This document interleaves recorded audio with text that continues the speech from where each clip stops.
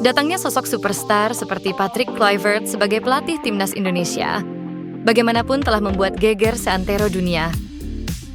Beberapa media ternama dunia hingga pakar transfer nama Fabrizio Romano pun ikut latah memberitakan kabar heboh ini. Tuah Kluivert kini makin dinanti oleh publik sepak bola Indonesia. Selain menanti pemain diaspora gabung, komposisi skuad yang akan dipanggil mantan striker Barca itu juga menarik untuk dinanti. Apakah ia akan memakai skuad lama peninggalan Shin Tae-yong atau justru memanggil pemain yang sempat dipinggirkan Shin Tae-yong? Jika Kluivert menghendaki pemanggilan pemain yang pernah dipinggirkan Shin Tae-yong, lalu siapa yang cocok? Sebelum membahasnya, Football Over sebaiknya subscribe dan nyalakan lonceng notifikasinya dulu ya, agar kalian tidak ketinggalan konten menarik dari Bola Date. Sudah jadi rahasia umum bahwa Elkan Bagot adalah salah satu pemain yang ditepikan Stai karena sikapnya. Sikap Shin Tae-yong yang tegas dan tak pandang bulu membuat pemain Blackpool itu tak lagi dipanggil untuk membela merah putih. Namun pasca Shin Tae-yong hengkang, secerca harapan Bagot untuk comeback berseragam timnas Indonesia pun muncul. Back 22 tahun itu juga terpantau antusias ketika menyukai atau memberi like pada unggahan video di akun Instagram @timnasindonesia yang membahas kedatangan Patrick Kluivert. Tak hanya itu, kemungkinan comebacknya Bagot membela panji-panji merah putih juga terlihat dari pernyataan positif dari Ketum PSSI Erick Thohir. Di acara Rossi Kompas TV, mantan pemilik Inter itu bilang sendiri bahwa pelatih baru kemungkinan akan memanggil kembali pemain seperti Bagot. Yang secara terbuka nanti saya yakin beberapa pemain seperti Elkan Bagot akan gabung lagi. Tergantung nanti chemistry-nya, tergantung pembicaraan Elkan Bagot. Bagot adalah tipe beratribut Eropa yang tentu dibutuhkan Kluivert kedalaman skuad terutama di lini pertahanan. Di Blackpool Bagot sudah sembuh dari cedera, ia bahkan sudah ada di bench squad besutan Steve Bruce ketika menghadapi Wycombe di Championship. Jadi sangat besar kemungkinan Big L akan kembali berjersey merah putih. Pemain berikutnya yang sempat terpinggirkan di era Shin Tae-yong adalah Mark Klok, kapten Persib Bandung. Yang punya channel podcast itu baru-baru ini blak-blakan mengumbar konfliknya dengan Shin Tae-yong di ESPN Netherlands.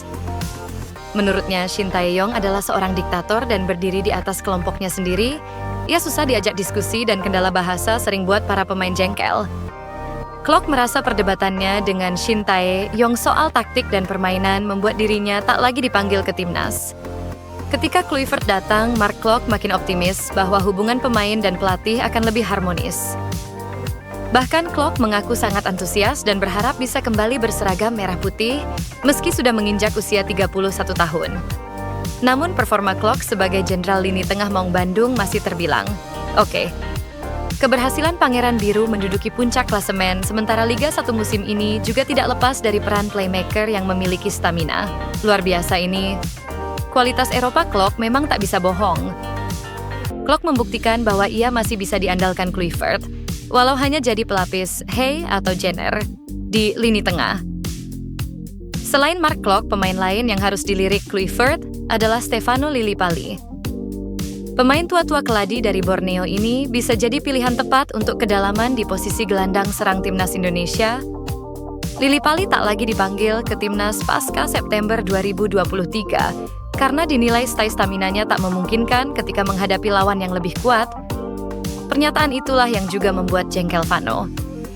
Meski jengkel pemain 35 tahun itu justru memilih untuk diam, kini setelah Shin Tae-yong pergi pintu terbuka lebar bagi Vano untuk kembali memberikan sisa tenaganya bagi merah putih. Meski dianggap sudah menua, namun lihat saja di Borneo, Vano masih berpengaruh dengan catatan 2 gol dan 5 assist musim ini. Pengalaman Lillipali yang pernah lama bermain di Belanda bersama Almere City, Utrecht maupun Cambuur, itu bisa dipertimbangkan oleh Kluivert. Vano bisa jadi alternatif pelapis di posisi belakang striker dalam format 4-2-3-1. Satu pemain yang kemungkinan tak lagi hilang di telan bumi adalah Eliano Renders. Kalian pasti masih ingat kan ketika adik pemain AC Milan itu tiba-tiba dicoret oleh Shin Tae-yong. Padahal waktu itu sang pemain sehat walafiat dan tak mengalami cedera. Nah, di tangan Kluivert, pemain Pek Zwolle tampaknya akan menjadi aset utama. Entah itu akan berada di posisi gelandang, bek sayap, atau sayap serang.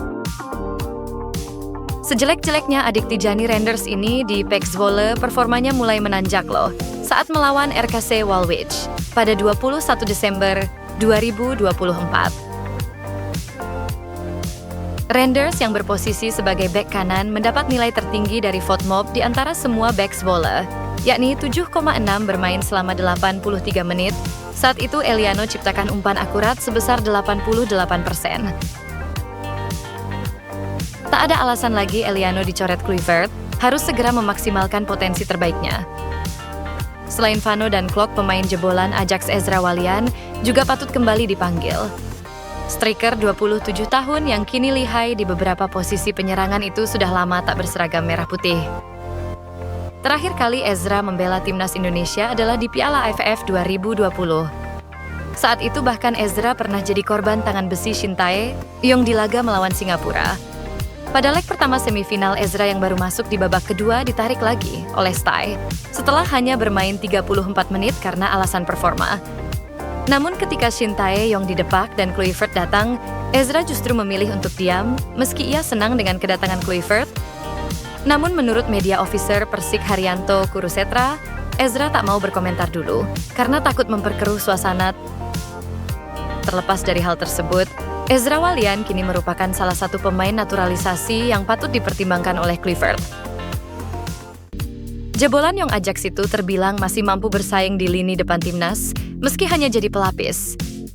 Tipe striker yang punya kecepatan dengan postur ideal, 185 cm, sudah sangat cocok memenuhi kriteria striker yang dibutuhkan oleh Kluivert.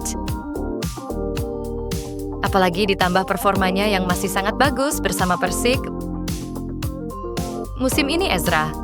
Sementara sudah berhasil mencetak 2 gol plus 4 assist dari 17 laga di Liga 1. Selain beberapa pemain keturunan dan pemain lokal yang sempat dipinggirkan Shin Tae-yong, seperti Sadil Ramdhani, juga berpeluang kembali berseragam merah putih. Sadil adalah salah satu pemain yang punya konflik dengan Shin Tae-yong. Ia sempat kecewa ketika dicoret dari skuad Piala Asia 2023 karena alasan indisipliner dan teknis. Meski sudah legowo menerimanya, namun Sadil sejak itu tak lagi dipanggil membela timnas Garuda. Terakhir kali sayap Sabah FC ini memperkuat timnas Garuda adalah ketika kalah melawan Libya 2-1 di bulan Januari 2024. Setahun kini sudah berlalu, kini Shin Tae-yong sudah tak lagi menangani timnas. Kesempatan mantan pemain Persela Lamongan itu untuk membela Merah Putih terbuka lebar, apalagi penampilannya saat ini bersama Sabah FC cukup spektakuler.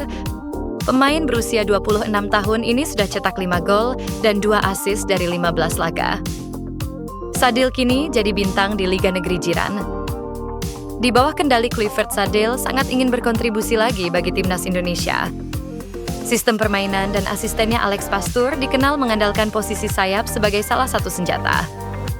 Profil Sadil mungkin akan sangat cocok dengan apa yang sedang dibutuhkan mereka. Dengan kedatangan pemain cepat dan eksplosif seperti Sadil, setidaknya akan semakin menambah opsi pemain sayap di timnas Indonesia.